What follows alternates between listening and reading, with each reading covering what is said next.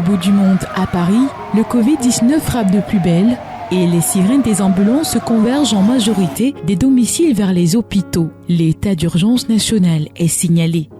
Dès lundi et jusqu'à nouvel ordre, les crèches, les écoles, les collèges, les lycées et les universités seront fermés. Une maladie infectieuse émergente appelée la maladie à coronavirus vient d'être découverte en Chine centrale, à Wuhan, dans la province de Hubei. C'est ici, à Wuhan, que l'épidémie de coronavirus a débuté, il y a un peu plus d'1 an.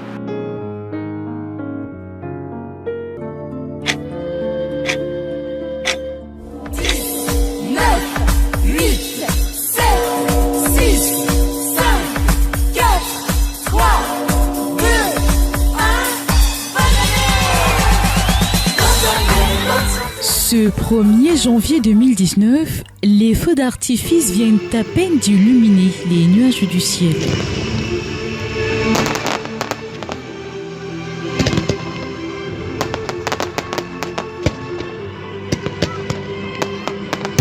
À travers le monde entier, les habitants célèbrent l'arrivée de la nouvelle année.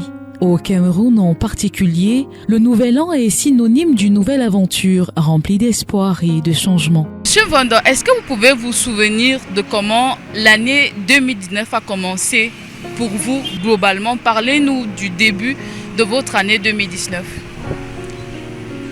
Bon, le début de l'année 2019, tout a démarré comme d'habitude. Il n'y avait pas de problème. Moi particulièrement, j'avais déjà inscrit mes enfants à l'école. Ils partaient à l'école normalement. Bon. Tout a basculé quand le non-Covid est arrivé.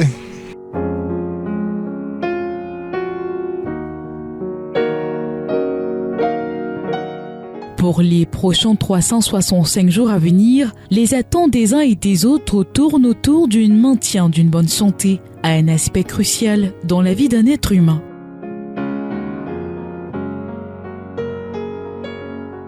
Alors que 2019 coche progressivement les derniers cases de son calendrier, le 11e mois de cette année-là réservait une incroyable surprise. Le 16 novembre 2019, la nouvelle tombe. Une maladie infectieuse émergente appelée la maladie à coronavirus vient d'être découverte en Chine centrale, à Wuhan, dans la province de Hubei. C'est ici, à Wuhan, que l'épidémie de coronavirus a débuté, il y a un peu plus d'1 an.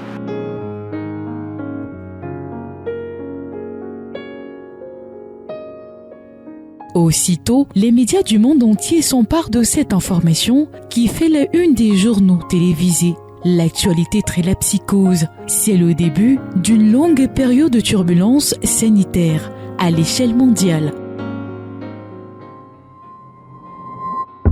Mais quel est donc ce mal mystérieux qui se répand en Chine ? Un coronavirus proche du SRAS. C'est du jamais vu, des millions d'habitants placés en quarantaine. Vous êtes inquiet, vous, personnellement ? Non, je suis absolument pas inquiet. Aujourd'hui, l'Organisation mondiale de la santé a utilisé pour la première fois le mot de pandémie. L'usage du masque en population générale n'est pas recommandé et n'est pas utile. Le premier patient français porteur du coronavirus est décédé la nuit dernière. Nous sommes en guerre. Sur les plateformes numériques, la nouvelle fait l'effet d'une bombe. En scrollant, on arrive à tomber sur certaines informations intéressantes, comme ce fut le cas d'ailleurs avec le Covid-19, où j'ai eu cette information via Facebook, à travers le smartphone.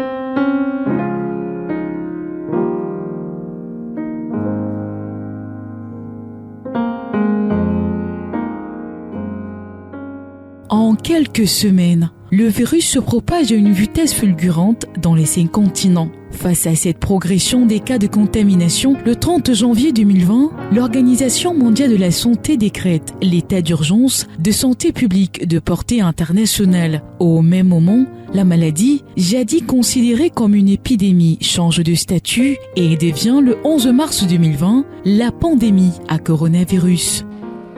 Pourquoi l'OMS prend-elle cette décision ?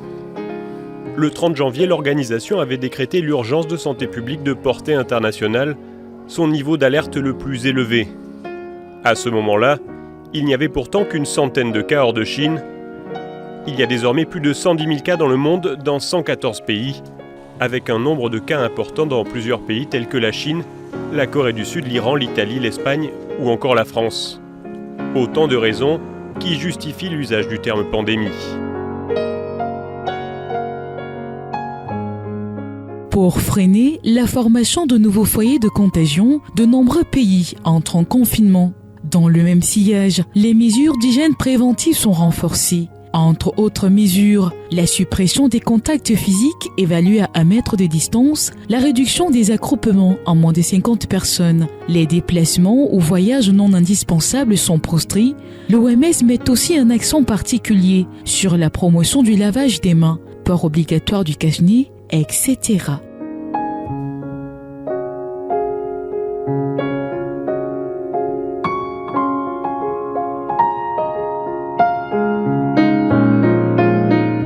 Au Cameroun, le premier cas est officiellement déclaré le 6 mars 2020. Il s'agit d'un ressortissant français de 58 ans arrivé à Yaoundé le 24 février. Quelques semaines plus tard, le 24 mars 2020, le pays enregistre son premier décès du Covid-19. L'homme avait été testé positif au virus 10 jours après son retour d'Italie. Il y avait d'abord un sentiment de peur. C'est un virus qui se contaminait au travers de l'air, au travers de certaines séquelles. Le fait de monter dans les taxis ou bien d'être dans une place publique et s'imaginer que peut-être quelqu'un est venu s'asseoir là, laisser quelque chose que je toucherai et après ça ira me contaminer et voir j'irai contaminer ma maison. Donc il y avait vraiment ce sentiment de peur. La télévision en parlait, la radio en parlait, les téléphones même, les réseaux sociaux en parlaient. Et nous étions tous dans la consternation parce que quand il y avait un problème, c'était un problème de mort d'homme.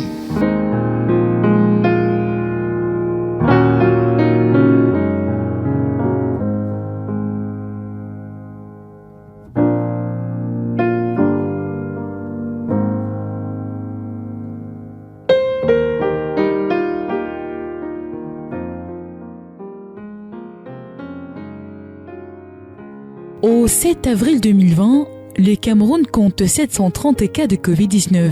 Parmi les victimes contaminées, le compagnon de cette jeune dame. Depuis le décès de son conjoint, Pascaline vit désormais son idylle amoureuse à travers les photos souvenirs.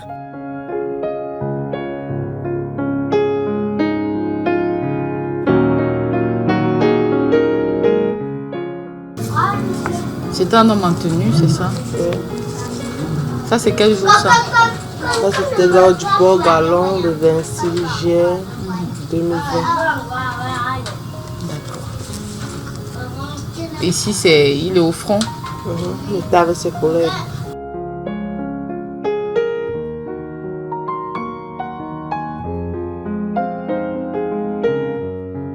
Il y a 4 ans, jour pour jour, le Covid-19 brisait son rêve, celui d'un mariage digne d'un conte de fées avec son futur époux, le sergent Jérémy Zebekono. Suite à la disparition de ce dernier, le 26 mars 2021, la jeune maman a regagné la maison familiale au quartier Simbok dans l'arrondissement de Yaoundé 6e. C'est avec beaucoup d'émotion que la veuve raconte la douloureuse épreuve qu'elle a traversée. À quel moment le diagnostic est tombé? C'est-à-dire qu'on a fini de faire des examens là? Non, là, on a dit qu'il avait le palu. Quand le commandant de compagnie a donc donné l'ordre qu'on doit quitter l'hôpital pour un autre hôpital, c'est donc là qu'on a détecté qu'il avait le Covid-19. Et comment tu t'es sentie en ce moment? Non, moi j'ai pris ça comme... Donc dans mon cœur, il me disait que non, il va se remettre, que c'est juste une simple maladie, il va se remettre. Nous sommes quittés de l'hôpital, nous sommes arrivés, avant d'entrer dans l'hôpital, là, on dit que non, on se garde dehors, on va d'abord faire le test du Covid-19. On a fait 15 minutes étant garé. On a fait le test et c'est sorti qu'il avait le Covid-19.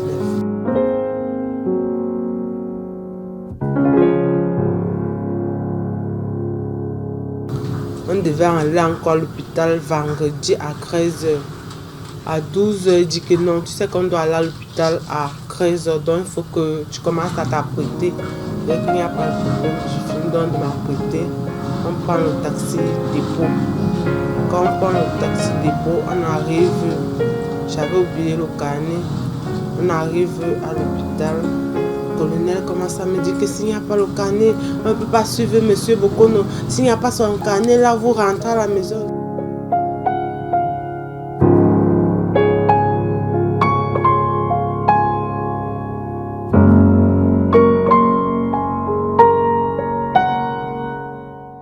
Quand la dame arrive, elle me dit que dites-moi la vérité.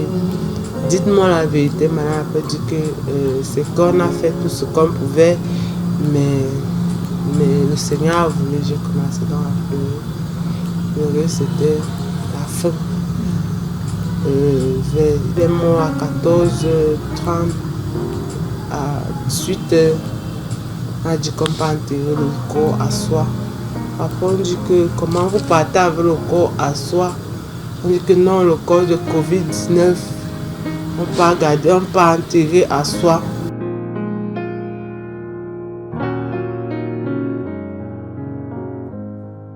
De cette union est née une fille, aujourd'hui âgée de 5 ans.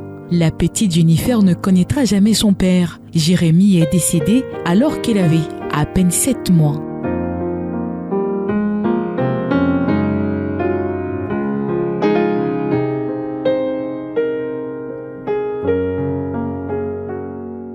Voici ton père ici, elle était à Koutaba. Et là, c'est quand elle porte les galons, le 1er juillet 2017.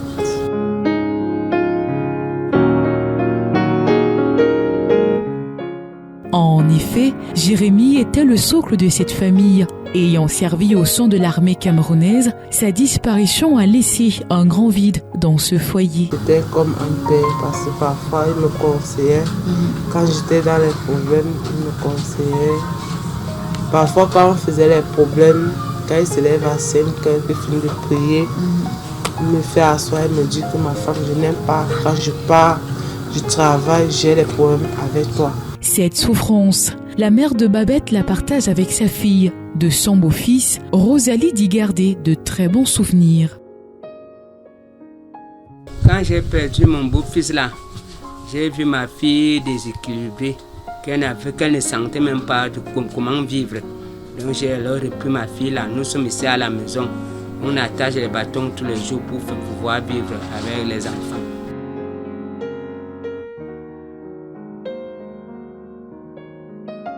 Aujourd'hui sans emploi, n'ayant aucune formation professionnelle, Babette s'est reconvertie dans la vente du bâton de manioc pour subvenir aux besoins de sa famille. J'ai un bac ESF.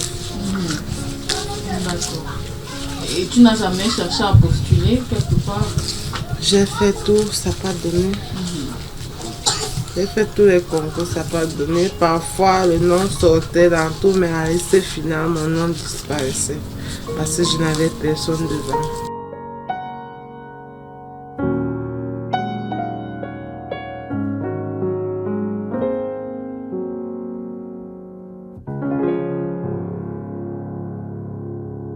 Au regard de la hausse accrue des cas de Covid-19, la peur gagne les populations camerounaises. Pour endiguer la mauvaise graine, l'État du Cameroun lance une vaste campagne de sensibilisation. Message de prévention télévisé. Voilà pour les titres. Développement après ce message.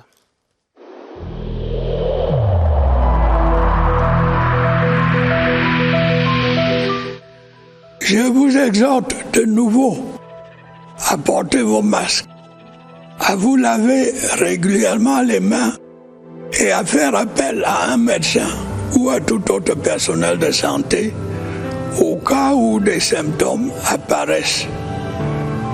C'est le seul moyen de préserver les vies et de freiner la propagation du virus.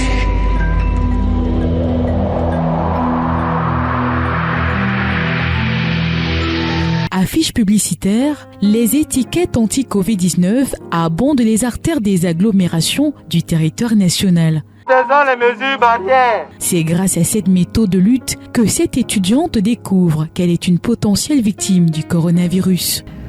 lorsque je cuisinais, je n'arrivais pas à sentir le goût des sauces. Donc je ne sentais pas de sel ni de cube, tout était fade dans ma bouche. Et aussi, je ne parvenais pas à sentir mon parfum.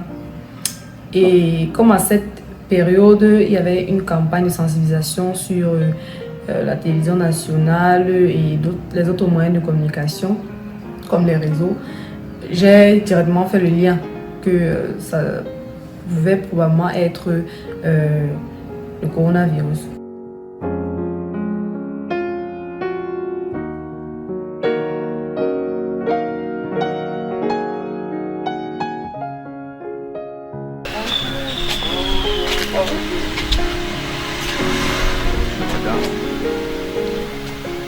D'accord, merci de nous voir.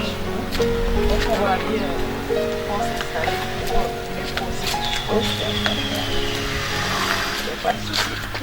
Face à cette dangereuse pandémie, le couple indiqué y a échappé belle, résidant en France pour l'un et aux États-Unis pour l'autre. Nous retrouvons les amoureux en vacances au Cameroun dans leur domicile au quartier Odia, dans le 4e arrondissement de Yaoundé.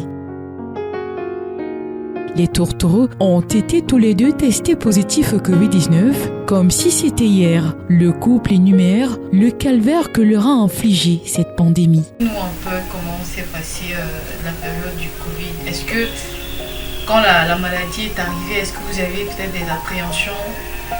Dites-nous comment ça s'est passé. Nous sommes venus au Cameroun en 2020 pour les vacances. Mon mari est parti des États-Unis. Moi, je venais de France, on venait pour nos vacances tranquilles comme d'hab. Mais arrivé là, mon mari est tombé gravement malade. Au début, on ne savait pas ce que c'est.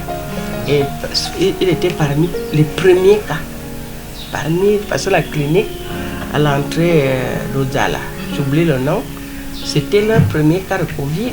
Mais moi, plutôt en retour en France, que j'ai eu le Covid. La première fois, c'était très grave. J'ai été hospitalisée, très malade. La deuxième fois, c'était pas aussi grave que ça.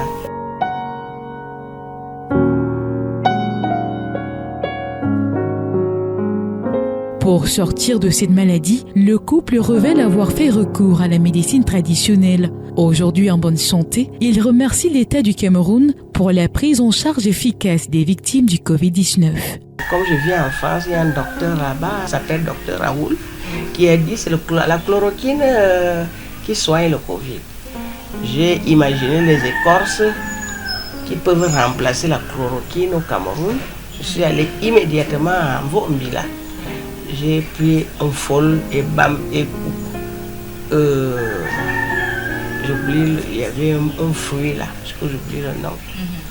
J'ai donné ça à tout le monde, y compris moi-même. On m'a fait les tests peut-être 5 fois, pas de Covid, ici au Cameroun.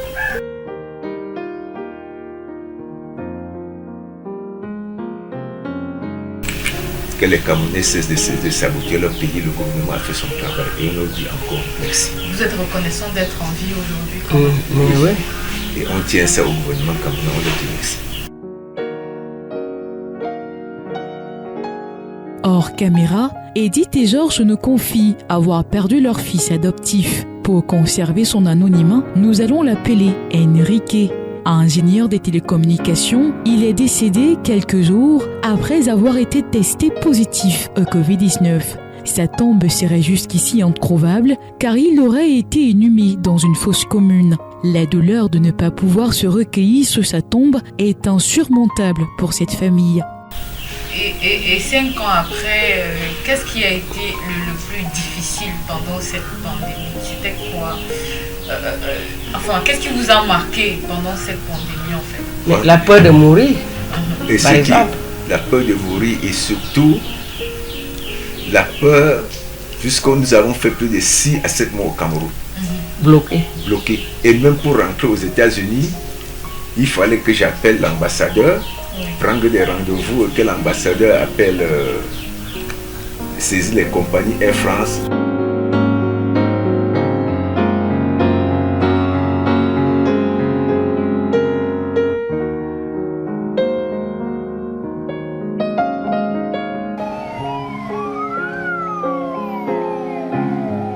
À l'autre l'autre bout du monde, à Paris, le Covid-19 frappe de plus belle et les sirènes des ambulances convergent en majorité des domiciles vers les hôpitaux. L'état d'urgence national est signalé.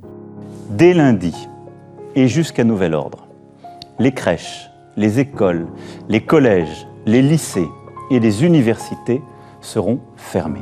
Les ressortissants camerounais installés en France affirment avoir vécu une expérience sanitaire particulièrement stressante. C'est le cas de Pierre, banquier de profession résidant en région parisienne. Le jeune cadre a vécu l'incroyable changement d'atmosphère dont la ville lumière a sombri par la tristesse. Il faut avouer qu'on l'a vu, pour ceux qui sortent de temps en temps, c'est le cas pour moi, on voyait les rues vides. Vous prenez votre véhicule pour aller d'un point A à un point B, vous croisez quelques véhicules sur le chemin. Donc c'était assez inédit, c'était assez marquant comme situation. Au fil des jours même, on avait une sorte de décompte, les chiffres grossissaient jour après jour, heure après heure, et vers le moment que tout le monde avait craint, le 22 mars 2020, lors d'une allocution télévisée, le chef d'État a annoncé donc ce qu'on appelait le confinement. Donc c'était le début du confinement. Seulement, le virus ne l'a pas épargné. Testé 2 fois positif au Covid-19, le père de famille nous égrène le chapelet de misère symptomatique qu'il a enduré. Pour revenir à la maladie, c'est qu'en fait, elle est vraiment différente. J'avoue que pour ceux qui l'ont eu, moi je l'ai eu, on sent qu'il y a un truc qu'on n'a jamais eu avant. Parce que j'avais du mal à sortir de ma chambre pour aller au salon. Je passais les journées sur le lit, mais il y a d'autres choses par exemple qui sont assez atypiques, c'est la perte de goût. Voilà, je ne ressentais plus le goût. Au bout de 4 jours de maladie, je ne ressentais plus le goût du tout. La perte de l'odorat, j'avais plus les odeurs, vous mettiez un parfum devant moi, je ne savais pas lequel vous avez mis, je ne sentais rien du tout. Il y a aussi des symptômes comme la diarrhée.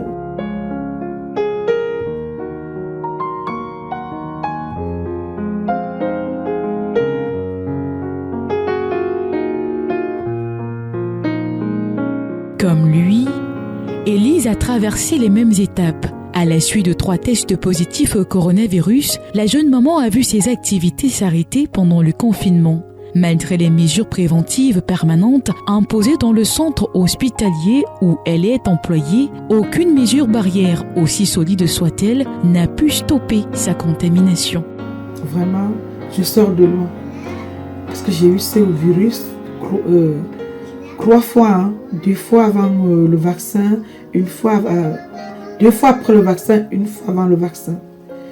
C'était pas facile pour moi avec le bébé, mais vraiment,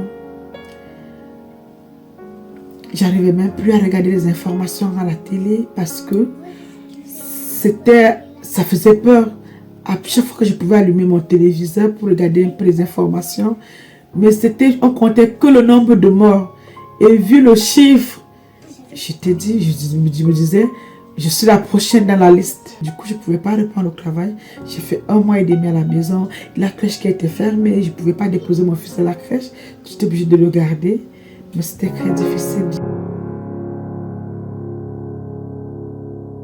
Son véritable traitement pour soigner le vilain virus, la peur de mourir et l'angoisse de périr fut le quotidien de cette jeune maman. Le Covid pouvait te tuer en 3 jours. Moralement, tu n'étais plus bien. Psychologiquement, tu n'étais plus bien. Le fait seulement de savoir que voilà, tu es positif, que tu as ce virus, tu étais sûr que tu allais mourir. Puisqu'il n'y avait pas de traitement, il n'y avait pas un traitement spécifique. C'était juste du Doliprane.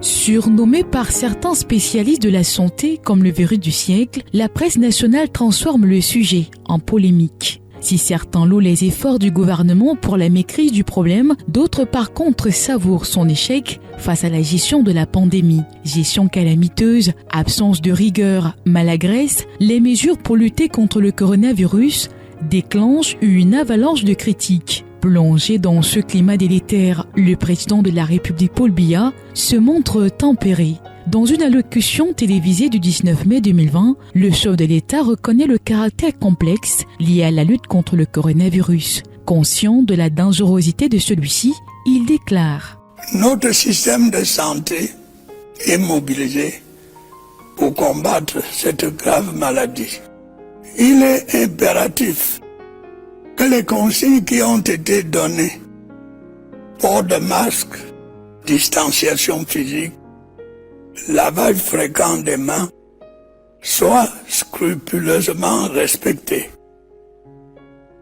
Il y va de la santé de tous et de chacun. Entre-temps, le nombre de victimes et de décès ne cesse de croître et ça se complique, comme le précise ici le journal Essentiel dans sa parution du 26 mai 2020. Au-delà des statistiques, l'incroyable affaire Covid-Gate marque un tournant décisif dans ce bain sanitaire toxique. L'affaire crée un tourbillon médiatique. Aux dernières nouvelles, le quotidien Mutation, en date du 4 février 2025, nous faisait savoir que le dossier n'a pas été classé. La vague des auditions se poursuit devant la Chambre des comptes afin d'imputer les responsabilités aux principaux acteurs. Pour tordre définitivement le cou à cette pandémie, le gouvernement met sur pied un plan de riposte national. Les mesures d'hygiène sont renforcées, gel hydroalcoolique, cache-nez, lavage régulier des mains, rien n'est laissé au hasard. Nous sommes ici au centre-ville de Yaoundé, lieu dit éducation. Le site est connu pour abriter bon nombre de ministères. Pendant la période du Covid-19, tout autour de ces établissements, il y avait des bonbons d'eau, des gels hydroalcooliques ainsi que des commerçants qui vendaient donc les cache-nez. Question de permettre aux usagers qui venaient demander les services dans les 10 ministères d'entrer de ce côté en toute sécurité. Aujourd'hui, 5 ans après le Covid-19, tous ces éléments ont disparu.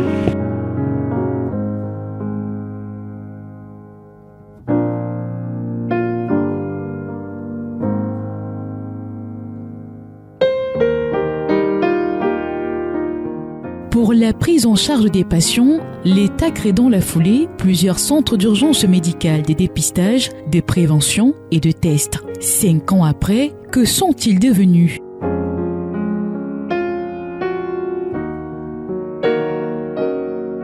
Nous sommes ici au carrefour Zoé dans le 4e arrondissement de Yaoundé. Nous découvrons ici l'un des centres d'urgence de prise en charge des personnes atteintes du coronavirus mis sur pied par le gouvernement camerounais.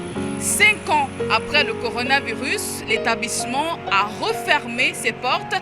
Vous remarquez justement que cet établissement est hermétiquement fermé.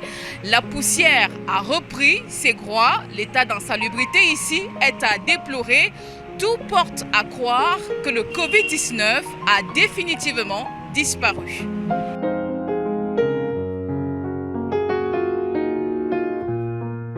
Pour mieux comprendre le fonctionnement de ces établissements, nous avons contacté l'un des médecins qui a travaillé avec des patients infectés au centre de prise en charge à l'hôpital central de Yaoundé. Aujourd'hui en formation professionnelle hors du Cameroun, le docteur Arnaud Monga revient sur les temps forts de la pandémie dans son pôle. En général, les admissions en hospitalisation, donc pour des formes sévères, par jour, on était entre 5-6, parfois un peu plus. Mais le nombre le plus important était surtout enregistré au niveau des consultations externes. Nous pouvions souvent voir 15 à 20 malades par jour et certains jours un peu plus de 20 malades.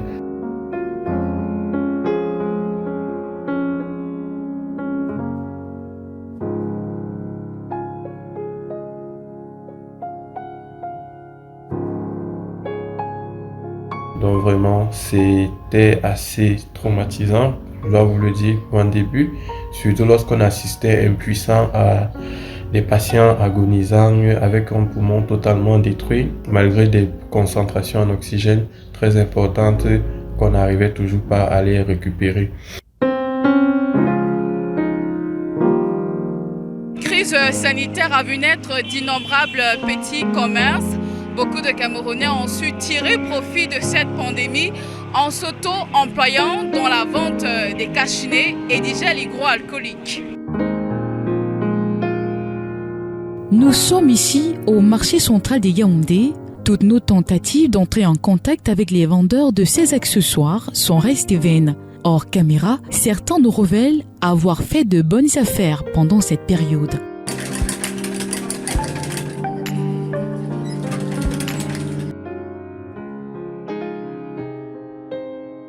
Justement, parlons des ventes et des affaires. La pandémie à coronavirus avait contraint la majorité des propriétaires des commerces à la fermeture de leurs établissements, aux grandes dames des commerçants qui disent avoir tiré le diable par la queue pendant cette période. C'est le cas de Maman Marthe, commerçante au marché Kolbiteng, dans le 1er arrondissement de la ville de Kribi. Nous lui avons tendu le micro en avril 2020. On est en train de casser le marché en temps de coronavirus.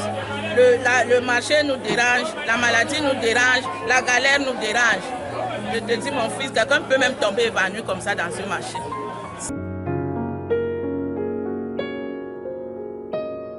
Comme elle, plusieurs commerçants se souviennent avoir perdu leurs investissements. La crise sanitaire du Covid-19 a injecté le virus de la perte chez des vendeurs. Boutiques, entreprises, vendeurs marchands. Le secteur tournait au ralenti à cause du confinement.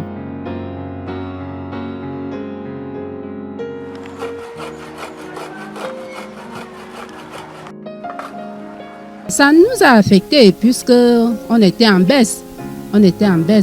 J'ai même eu des problèmes dans mes petites cotisations. J'ai eu des petits problèmes dans mes cotisations parce que je ne m'en sortais plus.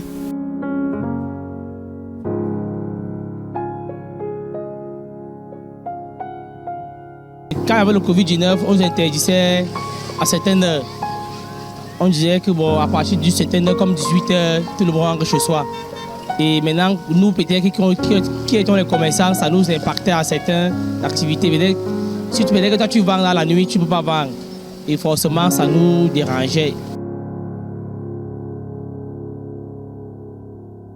On ne peut pas dire qu'il y avait une influence particulière, parce que déjà, avant le Covid, il n'y a jamais eu influence pour les journaux, pour ce qui est du Cameroun.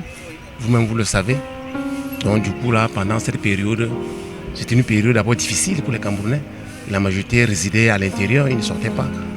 Donc c'était plutôt une période très morte.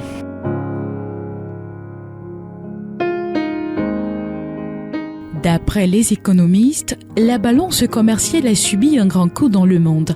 Au Cameroun en particulier, le pays a fait face à des chocs exogènes, notamment la rupture du circuit de production et d'approvisionnement des matières premières. Même si le gouvernement a tenté de limiter les dégâts, les séquelles laissées par ces virus qui plombent encore l'économie camerounaise aujourd'hui sont visibles.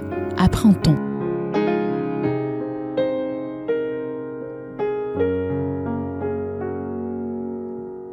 Les entreprises ont été obligées de mettre en chômage, ne serait-ce que partiel, chômage technique, les employés parce qu'ils n'arrivaient plus à tenir les engagements. À partir du moment où une entreprise n'engrange plus, n'arrive plus à engranger des bénéfices, elle ne peut plus payer ses salaires. Il y a eu un bond des chiffres du chômage. Le chômage avant 2019, les chiffres du chômage s'élevaient à peu près à 10%, d'après les chiffres de l'Institut national de la statistique.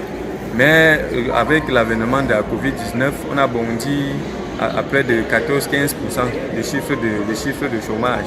Et je précise bien chômage parce qu'il ne faut pas confondre chômage et sous-emploi.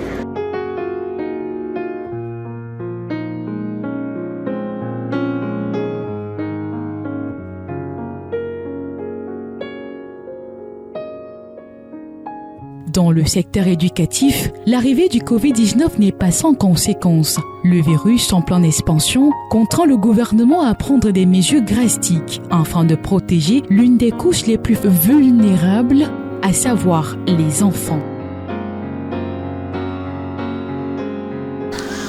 Pendant le coronavirus, le système éducatif a connu quelques perturbations. Pour éviter que le virus ne se propage de façon rapide au sein des établissements scolaires, le gouvernement du Cameroun a instauré le système de mi-temps, un véritable changement pour le quotidien de ces élèves qui ont dû faire preuve de résilience pour poursuivre les cours. Comment la pandémie du coronavirus a été gérée au sein de cet établissement scolaire? C'est ce que nous allons tenter de savoir. Ce changement brusque, le corps enseignant du collège France Fanon l'a vécu. Plusieurs années après la pandémie du coronavirus et l'allègement des mesures barrières, le constat est palpable en 2025.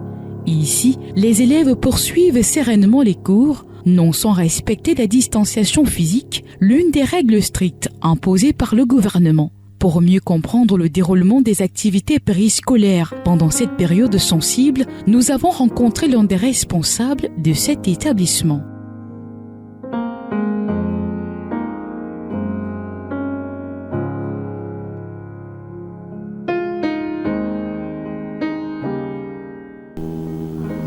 Pas les élèves nombreux dans la cour, il y avait le port du masque.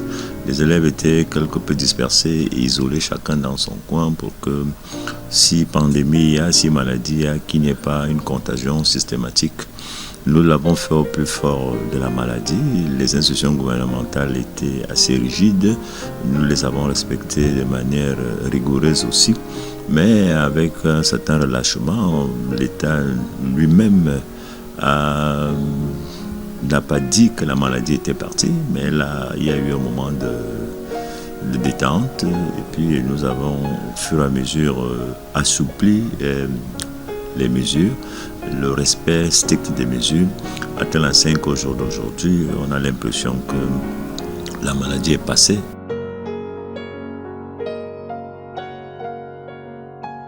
J'imagine que pendant cette période, vos élèves avaient peut-être peur d'avoir la maladie, d'être contaminés. Qu'est-ce que vous leur disiez?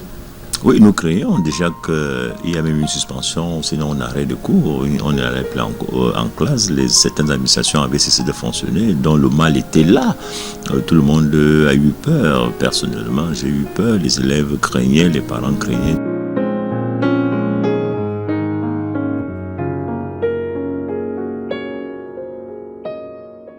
La pandémie du coronavirus, c'est aussi ces vives polémiques autour du traitement. Au centre de cette controverse, la chloroquine. Le médicament a bénéficié d'une large promotion sur les médias sociaux, surtout en France, après la publicité prématurée du professeur Didier Raoult, microbiologiste à l'Institut méditerranéen Infection à Marseille. La chloroquine, c'est un médicament qu'on utilise depuis très longtemps pour les bactéries intracellulaires qui se multiplient dans les cellules comme les virus. Donc on l'utilise depuis 30 ans, qu'on connaît parfaitement, on en connaît le dosage, on connaît tout. On avait écrit avec mon collaborateur Jean-Marc Rollin que la chloroquine était probablement un médicament d'avenir dans les infections virales il y a 10 ans de ça. Une fois sur le marché, la demande est forte. Cependant, une étude menée par le magazine The Lancet affirme que la consommation de cette molécule aggrave les symptômes chez des patients déjà atteints. Ici commence une campagne contre la prescription de la chloroquine par des médecins.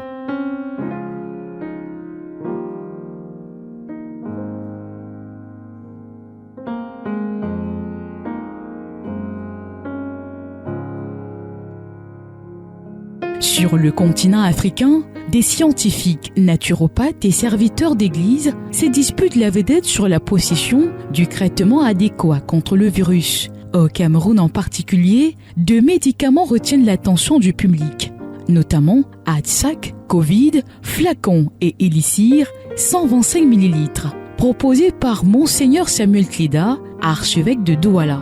Pratiquant de la phytothérapie depuis près de 30 ans, le serviteur de Dieu reçoit une salve d'applaudissements auprès du gouvernement pour la découverte de ces décoctions naturelles. À l'heure actuelle, nous pouvons déclarer que ce traitement est efficace. Nous avons accordé le traitement, donné le traitement à 500 personnes environ. Et dans ce groupe de 500 personnes, nous n'avons enregistré aucun décès. Comme lui, le docteur Olo Genianini Fopu présente à son tour la Corocure. Au moment de sa mise en circulation, le chercheur camerounais avait affirmé avoir déjà soigné plus d'une victime du Covid-19. C'est un produit comestible dont les recherches ont prouvé qu'il n'a pas des effets indésirables notoires. Ça fait améliorer fortement la symptomatologie et aussi bien la charge virale du Covid-19 dans le sang. Après la tempête, vint le beau temps.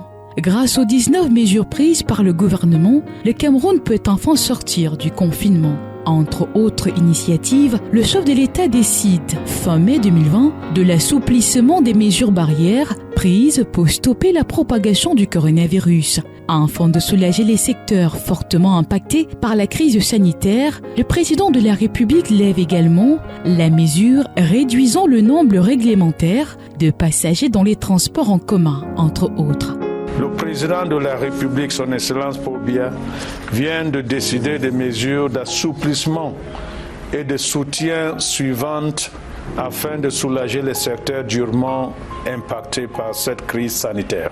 L'ouverture au-delà de 18 heures des débits de boissons, des restaurants et lieux de loisirs avec obligation pour les clients et usagers de respecter les mesures barrières. La levée de la mesure réduisant le nombre réglementaire de passagers dans tous les transports en commun par bus et taxi et la surcharge interdite. La nouvelle fait des heureux. Aussi d'être comme nous en joie. Ça c'est la joie. Ça c'est de la flamme. Elle touche particulièrement cette maman rencontrée dans un débit de boisson à Kribi dans le département de l'Océan. Au lendemain de la levée des mesures, la mère de famille exprimait ici son soulagement de pouvoir enfin se mouvoir. Notre président il comprend le problème des gens parce qu'il voyait que ça n'allait plus. À partir de 19h, la ville était comme si c'était la ville des cadavres. Et depuis hier soir, nous sommes dans la joie. On a repris les choses si en main. On a repris les choses si en main. On a repris vraiment les choses ici parce que c'était qu'à partir de 18h, tu cherches même là où on paye les choses ici. Maintenant, donc on dit qu'on revient dans nos vieilles habitudes. On revient sur ça. 5 ans après le coronavirus, une interrogation demeure. Avez-vous cru en cette pathologie ? Aujourd'hui, le sujet anime encore les débats dans les chaumières et divise l'opinion publique du monde et au Cameroun en particulier. Coronavirus surnommé le virus du siècle. Fiction ou réalité, les Camerounais s'expriment à ce sujet. Le Covid-19, ça a existé ici au Cameroun. Les gens sont morts à l'hôpital, même à la maison. Les gens sont morts avec le Covid-19. Pour moi, en tant qu'Africain et Bantou, c'était une maladie occidentale. Parce que moi, par exemple, je peux dire que je n'ai pas vu quelqu'un que le Covid a tué. C'était juste une grippe comme les autres. Moi, je crois que le Covid a existé. Ce n'était pas réel dans notre pays, puisque c'est une grippe comme toutes les autres maladies. Et jusqu'aujourd'hui, on a la grippe. Moi, par exemple, présentement, je suis grippé, ça fait depuis peut-être 2 semaines. Et puis, bon, je suis mort. Les gens sont morts, on nous a tués, les gens, on nous a fait comprendre que c'était le Covid. Mais pour moi, je n'ai pas cru à la maladie. Avoir le nombre de morts qui y avait de part et d'autre dans tous les pays, c'est une pandémie qui a fait peur. 2019-2025, voilà donc 5 années qui se sont écoulées après la pandémie du coronavirus. L'un des plus dangereux virus que le monde n'ait jamais connu ces 10 dernières années. Selon l'Organisation mondiale de la santé, l'année 2022 peut être considérée comme la fin de la phase aiguë de la pandémie du Covid-19. Cependant, l'institution sanitaire reste optimiste en raison de la survenance de nouveaux variants porteurs de mutations régulièrement identifiées qui circulent dans certains pays européens, à l'instar du variant Omicron. Beaucoup plus transmissible que les couches précédentes, affirment les spécialistes de la santé, il a réussi en quelques semaines à prendre le dessus et à infecter des millions de personnes à travers le monde. Depuis 2 mois, le mot est sur toutes les lèvres. Omicron. Le variant Omicron. Le variant s'est répandu sur la planète comme une traînée de poudre. Omicron is probably in most countries. Les cas sont plus nombreux que jamais. Les systèmes de santé craquent. La situation dans les prochaines semaines, elle va être critique. 18 000 tests PCR sont analysés chaque jour ici. C'est dans ce laboratoire de Johannesburg, en Afrique du Sud, qu'a été détecté pour la première fois le désormais célèbre variant Omicron. Au Cameroun, le bilan de la pandémie au coronavirus reste très mitigé. D'après les informations officielles publiées par le ministère de la Santé publique, les chiffres font état de 125 248 cas confirmés, 12 273 personnes soignées et 1974 personnes décédées. Au demeurant, quelle serait donc la véritable origine du coronavirus? La question taraude encore les esprits des habitants du monde entier.